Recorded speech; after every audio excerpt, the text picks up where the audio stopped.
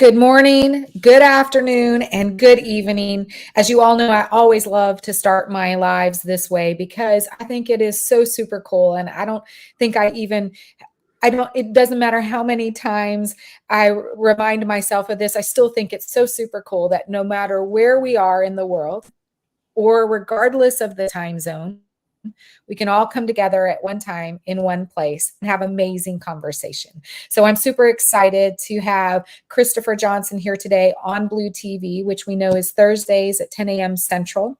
We have Market Me More and Top Voices Unite as our sponsors. So I'm super excited to have them. You'll see the logos below. But we are here to talk about how to really create events or to host events with purpose. So I'm super excited that Christopher is here with us today. Before we, however, have him introduce himself, I want to first let everyone know where we are located because we want to know where you are. So in the comments below, make sure you leave your location and where you are so that we can recognize you and have amazing conversation. If you're on Team Replay, just put hashtag Team Replay later and let us know as well where you're locating so we can come back and have an amazing conversation with you. So that being said, I'm here in Houston, Texas. Christopher, where are you joining us from? I'm right outside Metro Detroit. I love Detroit, by the way. You know, it is a wonderful city. It is. And there's so much rich history there. Absolutely. It is more than cars. It's more than Motown. It is more than the Pistons, the Tigers, and the Lions, and the Red Wings. Well, I don't know all of those. I know the Pistons. I don't know the rest of them. That's super. Well, I've been to Detroit a couple of times. I have a dear friend who lives there. So next time I'm out there, I'm going to have to pick up the phone and call you so that we can connect live. Absolutely. Yes, I love that. Again, for those of you who are out there listening, we can't see you right now. So until you actually leave us a comment, so tell us where you're located and so that we can acknowledge you here. So one of the things that we like to do, or what that I like to do, is make sure I share with everyone how Christopher and I met. We, of course, like all of my guests here on Blue TV, which is a bit different than some of the other shows, we've all met here on LinkedIn, right? And, we happen to be in an amazing community or amongst amazing members of our community where we have an opportunity to share a little bit of some of our successes as it relates to LinkedIn, which is the purpose of this Blue TV. It is one to get to know people like Christopher. If you don't know him, make sure you follow him. We will as well share how to connect with him later on at the end, but make sure you go out and get to know him. But it's also to take away some of the great things or some of the great tips that we can provide with our success here on LinkedIn so that you too can be as successful. So we'll make sure we leave you with some practical tips as well. But before we dive into the actual topic itself, though, I'm going to pass it on over now to Christopher. Now that you know how I've met him, let's have him share a little bit about who he is, what he does, and just really get to know him a bit better. So Christopher, over to you, my friend. Well, it's a pleasure to be here. Thank you for having me. So, Christopher Johnson, the name of my company is Calm Clear Media. What I do is help organizations, speakers, authors overcome the tech hurdle to put on virtual events. Now, my background, my undergrad degree is in broadcasting. Remember that. My graduate Which, by the way, Christopher, sorry to interrupt. I mean, if you guys haven't all been listening to his voice, it is so smooth. He is a broadcaster he is by trait, but by personality, just listen to that voice. It is heavenly. Thank you. Now, although my degree is in broadcasting, I worked for decades in IT. I was that person who was fixing something or making things work for other people. I wasn't flustered by the technology. I always found myself in roles where I was helping somebody else with technology, whether that was coding enterprise systems or even being an IT auditor. So working behind the scenes to make tech work. In 2020, I pivoted into virtual events. 2020 was a pivotal year. Yeah. So I left the role I had been doing in IT, and I said to myself, well, how can I leverage my background being broadcasting in IT, virtual events is right at that Venn diagram. So I threw myself into it. So I used my broadcasting background, my IT background, um, to help others overcome their tech challenges. That's awesome. So there's a lot there though to unpack or cover potentially. So we may not, for those listeners, if you have questions, make sure that you provide them in the comments below. But if for some reason it isn't until team replay, make sure you leave them below as well, because we're probably not going to be able to cover everything. But I want to know, having majored in journalism and then going into IT, what was the shift there for you? What created that movement over to IT from broadcasting? Well, okay. So the longer version, the slightly longer version, my first major in college was architecture because that's what I Oh, studied in high school. Um, Architecture in college was a little bit different. So for me, it all started with, all right, design a box. Not what the instructions said, but that's where I started. So I wasn't very imaginative in okay. coming up with design. So I picked a new major, computer science.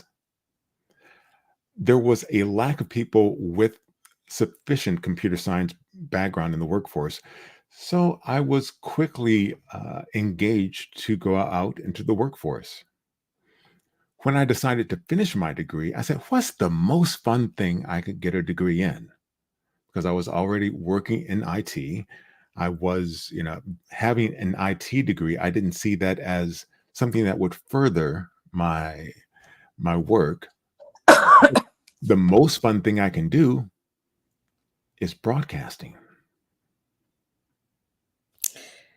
I love that. I have a similar background, not in relation to what I studied, but that I started out as a music education major, thinking I was going to teach voice and choir, right? And I did. I mean, I marched down that path. I spent 4.5 years in music, and at the very, very end, I realized that at least in Alabama, the first thing to go was music, and I didn't really want to teach like actual like history or math or a core subject. And so I switched my major. I finished it out in fashion merchandising, complete opposite. And then my after my first job out of college was at Bath and Body Works as a store manager. But then I realized very quickly after working the first Christmas, I didn't want to be a manager in a retail store during the holidays. And so I then started my sales path, right? I've started down that sales path. So I guess the takeaway for anyone who's out there listening, you may have these grand ideas when you're coaching your children as they're going into college. Just remember that sometimes our paths change for a multitude of reasons, right? But you should always accept the change and go with the flow. Because look at And where you are now, Christopher. exactly, and what I've taught my children, I hope, is to be curious. So because you're going to be a lifelong learner no matter what, because things change and you have to learn and grow and adapt. But if you approach things with curiosity, you'll be surprised at how far you can go and where you can go. Yeah, that is we talked about this, but that's my complete methodology wrapped up all into one. It's to be curious, to actively listen and be audible ready. So, and I think that the things that we learn as humans, we can leverage effectively in things in our professions as well, such as sales. And to be curious allows us that opportunity to really engage in a way with others and with ourselves that allows us to broaden our knowledge and our experiences and foster some amazing human connection. Absolutely. All right, so tell me a little bit about, I know the pivotal year 2020 that it was, right? We went from, being in this world where we were live in front of people to having to be isolated and sequestered to our homes, right? And so Mhm. that's when really the digital age really transformed and we started to have these virtual events. So as you started to take that kind of broadcasting, your IT background, what was how did you make that leap? We know you wanted to make the leap. The pivotal year was one that allowed for that leap to happen, but what was it that really pushed you there ultimately? It was a client. So what happened? Somebody reached out to me and said, "Hey, so and so is putting on a virtual conference this year. They've moved their conference online. Can you help them with that?" So I said yes, and then I figured out how.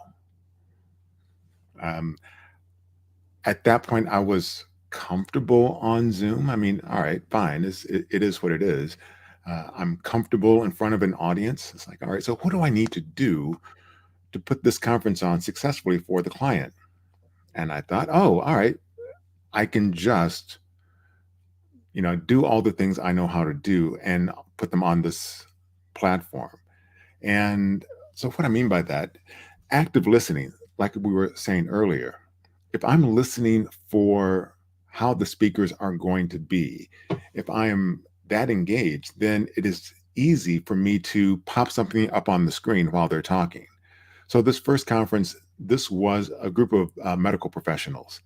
Okay. So, what I did, I trained them ahead of time. Hey, not everyone's comfortable on camera. Fine, I will work with you. Let's make sure you're comfortable because when people are comfortable, they do better. Mm-hmm. The energy I bring is one of like, oh, all right, yeah, you can put your shoulders down. We've got this. So I went over all those speaking engagement tips for working on a virtual platform with the medical professionals. The days of the conference, I had a few different tabs open at the ready.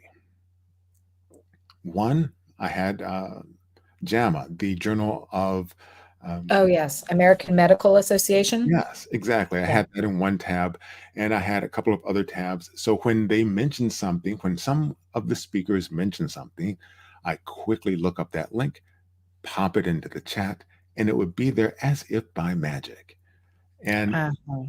the way I explain it to the event person that hired me, it's like, if I understand this correctly, you want your audience to not have to think about anything. Is going to work like TV. They know how TV works. They see something on screen, something pops up, and oh yeah. So when you transition from one person to the other person, there's nothing awkward about it, and they agreed. And so that's again active listening. You hear this person wrapping up, and if there is no one that's been assigned to bridge the gap between speakers, I step in.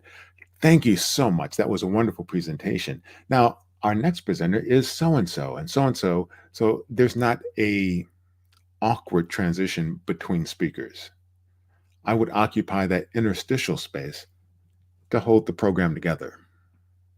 So did you always have this calm voice that you do now? Were you born with that? Because to me, that seems like an innate characteristic that is truly suited for something like the mediator or the moderator or the radio broadcaster, right? I mean, So I'm an introvert by nature. Um, have I this is complicated. How's that for an answer? I'm okay with that. It's Well, here's complicated. what I mean. So, although I'm an introvert, I did Second City for a year. I'm comfortable on stage. You know, those Was are that a Second City's a play? oh, Second City is the. So, are you familiar with Saturday Night Live or? Yes. Uh, okay, so Second City is a improv company, and Okay. they had satellite uh, schools around the country. So I took improv training for a year so that I could yes and my way through the workforce. Somebody has an opportunity, yes, and here's how we can move that forward. So saying yes to a variety of things and improv was it's just one of those things. It gets you into a mindset of active listening and engagement. Uh, Not everyone is comfortable on stage. So I would imagine you are very comfortable on stage. You're very comfortable on camera. If someone said, "Hey, can you give us a 5-minute speech?" You'd say, "Sure, no problem." Correct. Exactly. Yeah. For other people, they panic. Wait, what? on in front of people. So uh, I've never been the wait in front of people. I've always been sure, but I'm still learning. Although I will say what I love about this, and I use the word love a lot if those of you haven't been listening or have been listening, if you recognize that, I use the word love. But what I love about that is something that I think maybe as I'm coaching others, one of the things in sales, I really try very hard to teach and coach my salespeople to really actively listen. So you have to be curious. That's you have to really want to learn. You have to ask second and third and fourth line questions, because the reality is when I ask you a simple question, you're going to give me a simple answer. Most times you don't even know where the problem may lie until you get asked the right questions. But I think what I'm hearing is what I could actually, and maybe something I should even probably practice as part of actively listening, maybe having them engage in improv, because those people who have studied improv, who have taken improv classes or courses, are amazing on stage. And it's not that we need to get sellers necessarily on stage, but we most certainly want to get them to actively listen. And that is not always something that we as humans are really good at doing. We have to teach ourselves to do that. And improv teaches you to do that. It does. I highly recommend it. And it's interesting. I have a number of friends that I have met through improv. They're still friends. And there are other people where, wait, you took improv also? It's like, okay, that explains a lot. Yes, it does. And I don't know if you know who Chris Bogue is. He is on LinkedIn, but he's an improv guy. Hmm. And so I think maybe for those going forward, I think we really need to consider, if you're not good at actively listening, really take the time to maybe seek out some improv opportunities, because you do have to listen for those. And maybe that's a great way. You just really, you gave me something to think about. I'm super excited. Thanks, Christopher. Well, my work is I didn't want to bypass this. One of the questions that we had from Top Voices Unite was, how did, when we talked about the pivot in 2020, we talked about why you made that pivot, what prompted you to actually get out there, and that was your client that you took on, right? And it was, and that client came about because you had great conversation with how can you support them on the IT side, right? But how do you think it affected radio broadcasting? Because I would like to use this as a great segue to share a little bit about what you're doing in the radio space as well. So yeah, one of the things that I do is I fill in on my local public radio station, and that's Michigan Public. What I do there is I'm that interstitial voice between the national programs. So I provide the news, information, and weather between shows like Here and Now, and 1A, and Fresh Air. And on the weekend, All Things Considered, or Wait, Don't Tell Me. I'm that local connection to those national programs. That's, I think, an important role because, again, when you're listening to the radio is a really intimate space. People take the radio with them everywhere. Some people have a radio in their shower so they can get ready in the morning listening to the latest news, traffic, and weather. Fine. Um, they want clear information. They want clarity regarding what's going on in the world. What do they need to know? What information is for them? So if you can engage with an audience in that manner, when you're on the radio, or whether you're, all of communication is really talking to one person. So when I'm on the radio, I know exactly who I'm talking to. I'm telling this person this information. Now, there might be 900,000 other people listening. That's fine. When you are in a broadcast or virtual event space, you have that ideal person that you're talking to in the audience. Okay, understanding why they are there and what you have to tell them, that helps that communication run smoothly. Yeah, so maybe that's a great segue into how I want to come back, though, if we have some time, and dive even a bit deeper in some of the things that we were just now talking about. But you talk about speaking to one person, because I think you're absolutely right. We have to do that. And where I think I see a miss in a lot of the content on LinkedIn is that people try to speak to the masses versus speaking to a person. Mhm. We know that ICPs are all part of personal branding. That's not necessarily the conversation track that we're going down here. It is really about how do you take what you're doing in your professional world, which is you get on the radio and you have a conversation as though you're talking to one person. That is how you connect with the listener out there. How do we do that when we're creating content here on LinkedIn? Do you have any great tips for that? Absolutely. When you're writing, write that content for, think about who you want to read that. Now, and here's an added tip. Write for the ear. What do I For the mean by ear. that? Yes, explain that, please. So read your writing aloud. Does it make sense? If you have to go back and redo some things because, well, wait, that's when I hear that, that's not how I meant it to come across. Mm-hmm. Right for the ear, and it's always right for the ear and it's clear. I like that. I think that's so important because I see a lot of people who come to me, especially just because of some of the success that you and I have had on LinkedIn. I have people who ask, "Well, how did you do this?" I always talk about making sure that while I'm not a branding expert, making sure that when you create your content, that you're creating it for a specific person so that when you're speaking to them, it sounds as though you're speaking just to them. Although I will say a little tweak that I've learned is instead of making it you and I and me, you always make it we and us and our, so that you're welcoming them into the conversation. Absolutely. And yeah, when you're doing that, when you write the way you speak, you are more comfortable in the language that you're using. If it's nothing that you would actually say, then don't put it in your writing.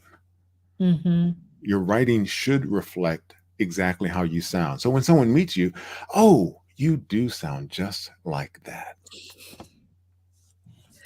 Yeah, well, and that is really important nowadays when you have solutions or resources like ChatGPT and Perplexity and these so many tools that are Taplio that you can leverage to write your content.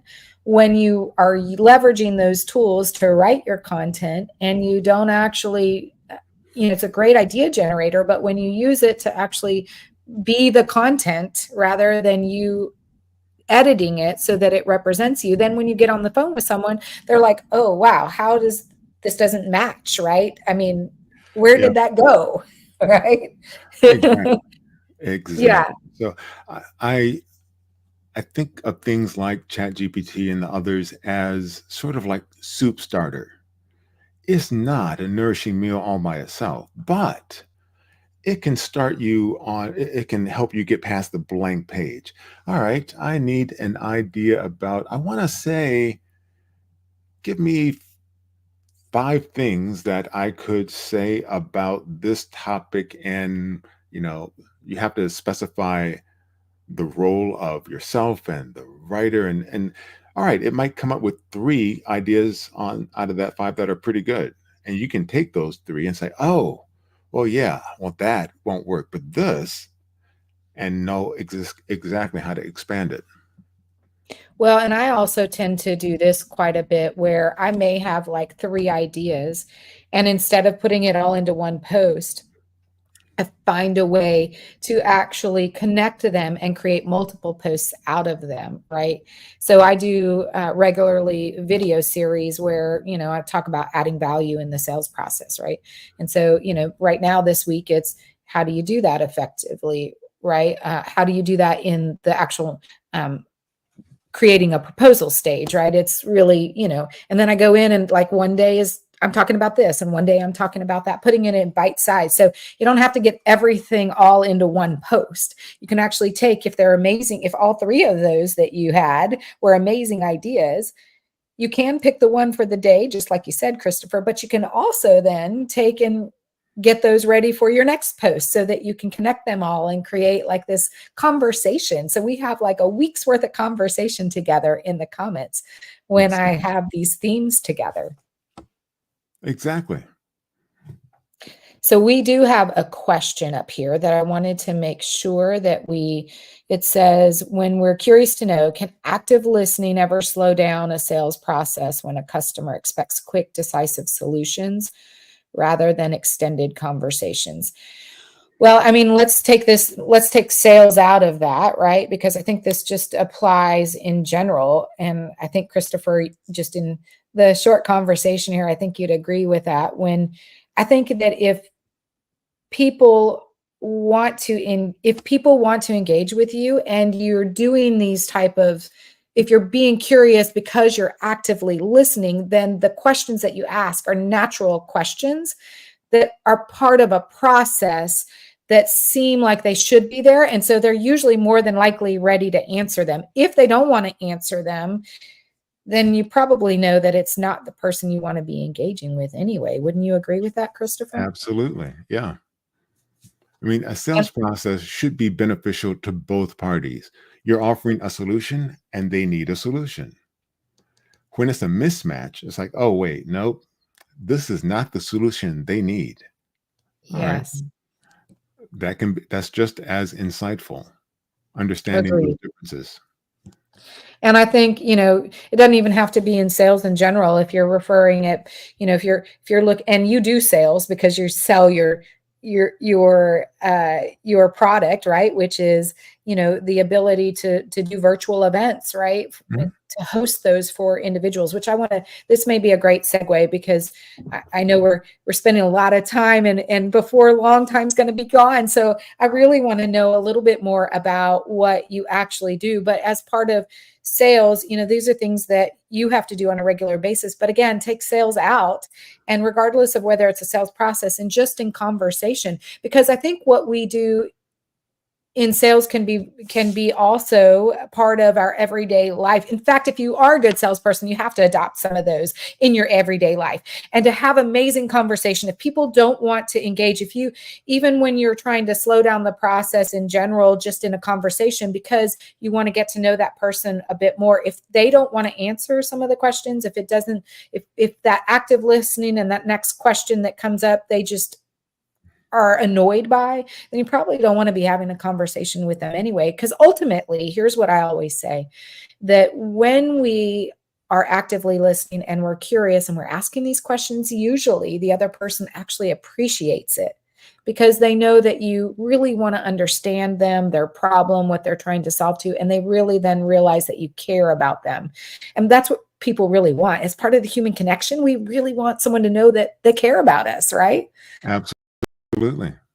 But let's talk about, because you have to do sales every day as part of your business, you have this ability now to really support people from a virtual events perspective. You do what I think I heard you say, you do a couple of things. One is you do the back end work for them as it relates to supporting them with the technology, but you also do some coaching as a part of that on the front end to make sure that they are comfortable actually getting out on stage, whether that's in this setting or it's a Zoom event or whatever it may be, just getting them more comfortable. Would that be a fair understanding?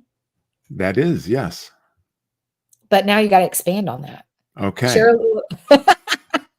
Well, see, all right. So one of the things I said earlier, people do their best when they're comfortable. So I try and make them comfortable, so they can do their best. For the coaches or for the people that are presenting, all right, so what is it you need to be comfortable on the stage? I go over with them how things are going to work.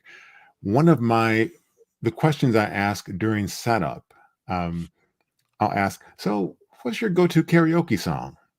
Now, some people find that to be a rather odd question, um, but everyone has an answer. The reason I ask that is to find out what their sound levels are going to be. Are people moving around in and out of the mic? Are they, is the mic hitting their clothing? Is what's going on sound wise? So when I can hear what's going on, I can say, okay, Do you have a wired mic by chance? Let's switch to that because their answer revealed that, okay, that is not going to work for them. Uh, Mhm. they once I have that answer, and here's the fun thing. Some people use the question, "What did you have for breakfast?" For me, that doesn't work because most of the people, I don't coffee. Mhm. There's no engagement. There's no life to that answer. But what's your go-to karaoke song? Oh, well, see, I can't really sing, but well, if I love that. so people get animated when they answer that question. And that gives Mhm. you an idea of how they're going to be on the screen and how people are going to hear them. Um, So I love that you do that, Christopher. But if I'm thinking in terms of someone else who's watching, because a lot of them are not going to be the moderator or the one who coaches, so they're on the other side of the fence, right? mhm. They haven't really solicited your services yet, and you just really want to give them something that helps them maybe without having someone as amazing as you really prompt them for that. If they're going on stage in a virtual event, and for a lot of us that's even just a simple Zoom meeting, right? Sometimes you have to have you have to leave a good impression. What can we do as individuals to maybe calm our nerves a bit? What's a tip that you could give us that would be really helpful if we don't have someone like you? Okay. Practice. So, with a free Zoom account, and most platforms have a free version of the paid software, you can practice and record yourself and see what you look like, see what you or hear what you sound like. That's one thing. Another thing, remember lights, camera, you. So the light source should be behind the camera and the furthest away.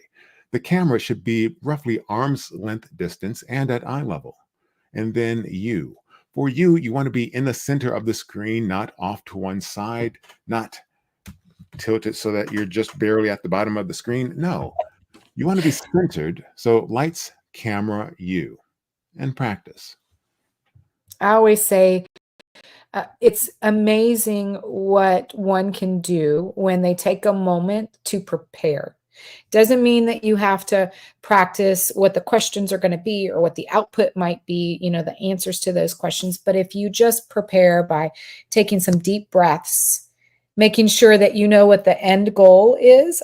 For example, for Blue TV, the end goal is really two things. One is to get to know some amazing people who have had success here on LinkedIn, but also to take away something that they can do differently on LinkedIn here so that they can elevate their game as well. That's really the goal. When you have that, then you can always work backwards. So being prepared is knowing what your end goal is, and then, making sure that the few things that you might need, like, do you have a cup of water next to you, right? Are you doing the things that Christopher just recommended? Do you have your lighting, your camera, but also making sure that you've got your water and you have written down names of those that you're going to engage with if you need to, or if you are a note taker, making sure you have your notes with you, right? Your pad of paper ready. Those are all little tips that we could be leveraging, I Mhm. think, as well. There was a question. When going on stage, you want to be most comfortable and feel confidently prepared. Is the mic a good fit? Does the music fit their need, either calming or energetic? Oh, yeah, good point. So that wasn't really a question. That was questions we should be asking ourselves. And Absolutely. lights, camera, and you, not lights, camera, action, lights, camera, and you. I love that, Christopher. Exactly. And going to the music for a second, yes, music matters. If I'm doing an event for a client that is first thing in the morning, that is not the time for me to play hard rock. It may be an enjoyable thing, but usually hard rock is not what clients want first thing in the morning.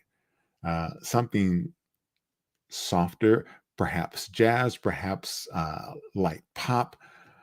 But then right after lunch, well, let's get this audience engaged and on their feet. So you change the music that you use then.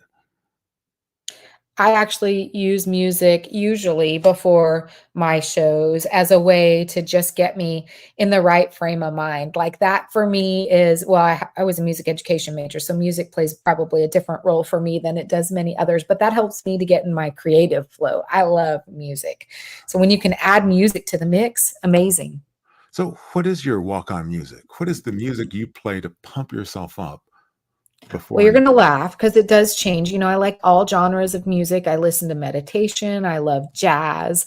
I can even I can go like gangbusters with a good opera. I mean, I love all sorts. But right now, my go-to is country music. So I will just turn on, and even though it's a slower pace for the most part, you've got some new wave country that pops in that's a little bit more exciting. But I love stories, and Mhm. country music tends to tell stories. So I like to be able to sing a story, and that's why I'll sing a lot of, or I'll sing with the country music that I'm playing on my Alexa next to me. I enjoy country as well. Johnny Cash or Lyle Lovett. Yeah. Oh, some good oldies there. Love that. Love that. All right. Well, I know we're getting close to time, and I want to make sure that I'm cognitive and respectful of everyone's time out there. We have a lot of engagement down here, so we want to make sure that we come back and have some conversation. I know Top Voices said take deep breaths and know the goal of why you are presenting on stage in the first place.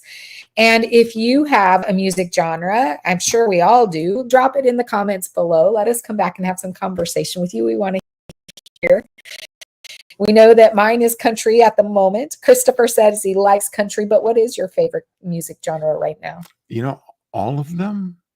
Um, That's okay. well, so all right. Here's the short story. When I married and my wife and I were merging our music collections, I made space for her five, yeah, 5 CDs Five. in my 1,000. And she's looking at these. It's like, wait, that's a lot of show tunes. That's a lot of Prince. That's a lot of country. Okay. That's So awesome. all of them, That's yeah. awesome. I love a good show tune, by the way. Of course. I know.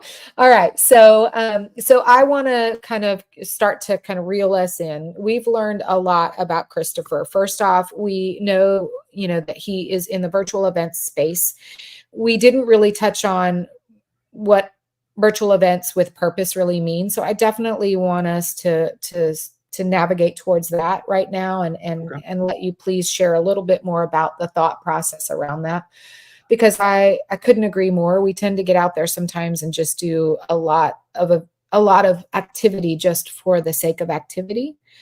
And I do believe that there needs to be a purpose. I mean, y'all know why, in general, why I have Blue TV. Now, why I actually launched Blue TV is very different, but you know now why Christopher launched his company to host virtual events. I think having a purpose in everything we do. So I want to kind of end a little bit around that conversation track because I do Right. think it's something important.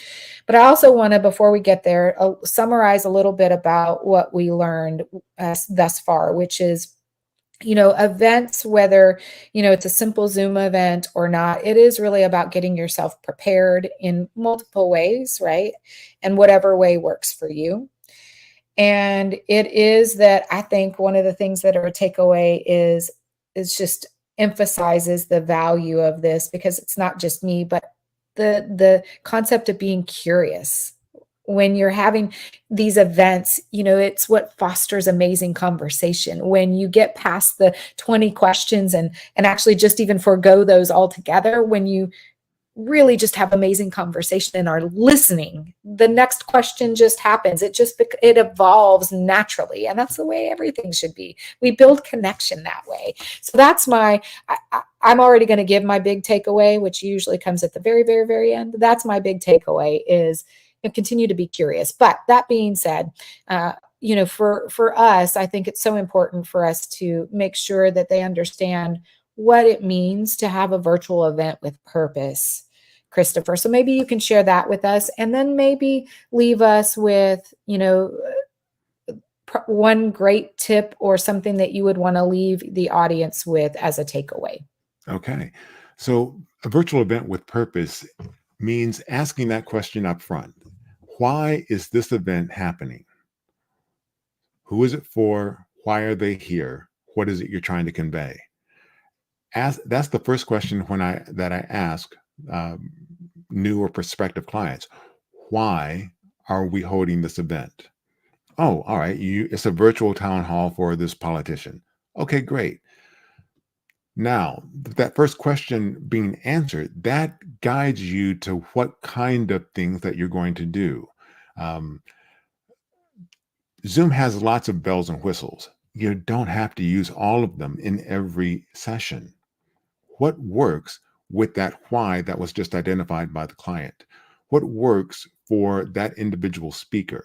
So the big umbrella, hey, we're going to have a conference this weekend and it's going to be about this. Our audience is, continuing education professionals. They need these credits. Okay, great. We'll structure it this way. Let's make sure all the speakers understand this. Timing is very important. Having a purpose and a plan. So the purpose, why are you there? The Yeah. plan, what happens when? So that's a run of show. It's not going to be loosey goosey. Well, at some point, someone's going to come in and start talking. And when they're done, I don't know when that's going to be, then we'll end. No, they're going to have 45 minutes. Okay, at 45 minutes, they get the hook and the next speaker comes on. And we have to start at 9 o'clock, not around 9. We start at 9. It's going to be over at 5:15, not 5 o'clock, not 5. It's like, ooh, gee, we thought we had more content, but it's 3 o'clock. So We're going to end. Bye. plan it out Mhm. purposefully so you know what you want to convey and how you want to convey it. That being said, it's not a rigid uh, structure, though. Things happen. I've been on conferences where, hey, there's been a need to deviate. It's been an emotional situation. The one speaker, they where they were with the audience, we decided on the fly to cancel the breakout sessions that we were going to do and just stay in the live session.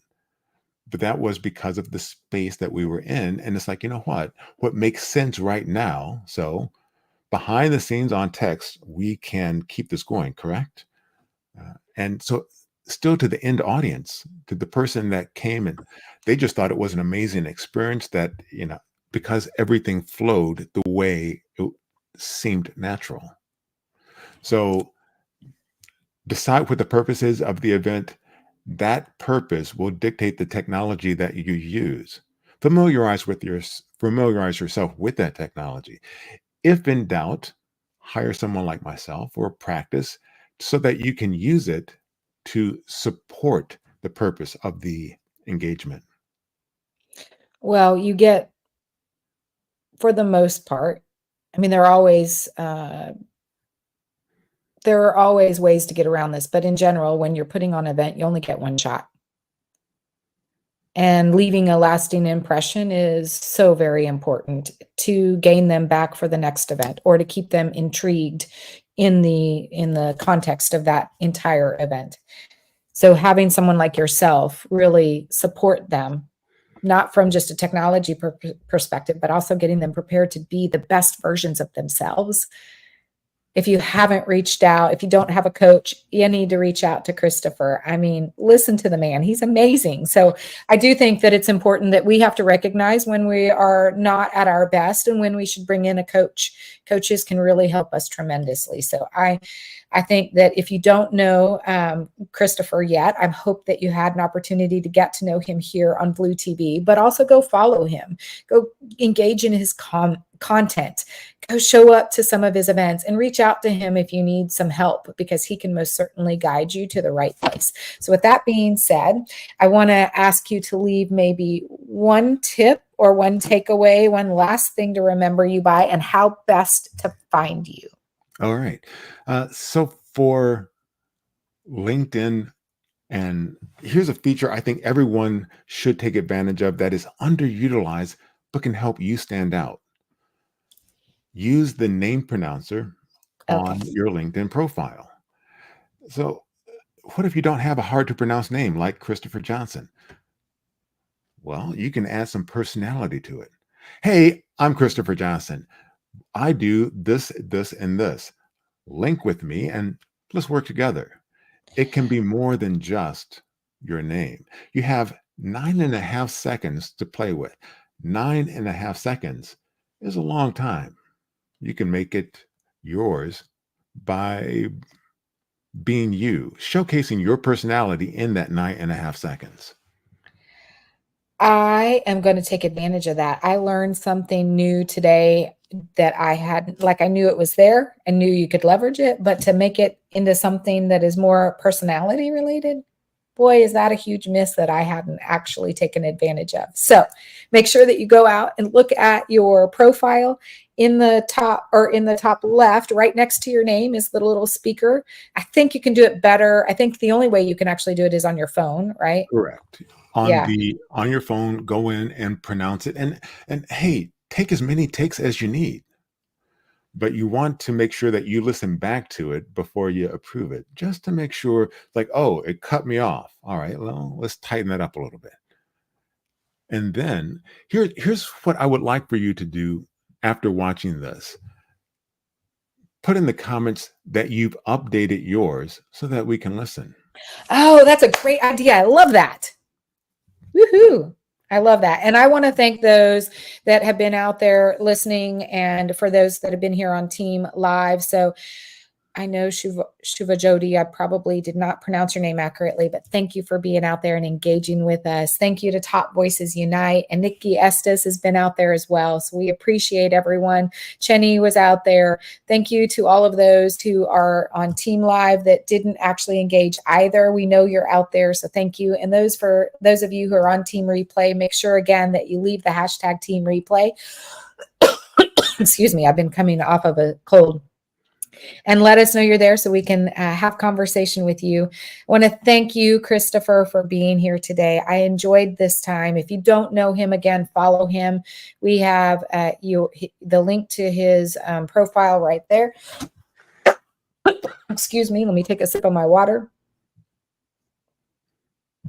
And I think that, whether these events are events that are live events like this, or whether it's just an intimate conversation with someone that you're trying to get to know on Zoom, taking some of these tips, I think, will most certainly help you. Also go to virtual event support with calmclearcommunications.com with Christopher. Be sure to do that. Jenny says she loves the takeaways. Thank you to everyone. Next week, we have an amazing show with a bunch of people. I'm super excited about this. It'll be our October 31st special. So come out and have a little bit of fun with us there. And again, Christopher, thank you for your time. I hope that everyone not only got to know Christopher and what he does and how he can help you, but I also hope you got great tips that you can take away and start enacting today. And in fact, you have one that Christopher suggested, which was go and change using your phone, change your the voice there next to your name with something with personality, or if you've never even used it, go figure out how to leverage it. Put a link to your profile in the comments below so that we can go and test it out. So I want to thank everyone. I'm going to take us out with anything else, Christopher, before I take us out. Thank you. No. Awesome. We appreciate you. All right. I'm going to play some music. One day I'm actually going to upload my own music, but I do love this one. I want to thank everyone again. Bye all.